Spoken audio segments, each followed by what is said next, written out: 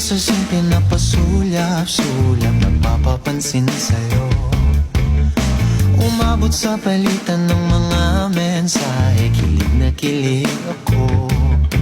Kumusta, kain na, hello, magandang umaga.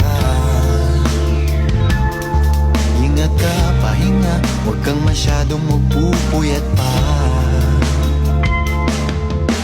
Naramdaman ng puso na dahan-dahan akong nahuhulog sa'yo. Sa kada araw natin na pag-uusap, meron nang namumuo. Ngunit di ko na alam kung anong patutunguhan. Ang hingin ko lang naman na itong naramdaman.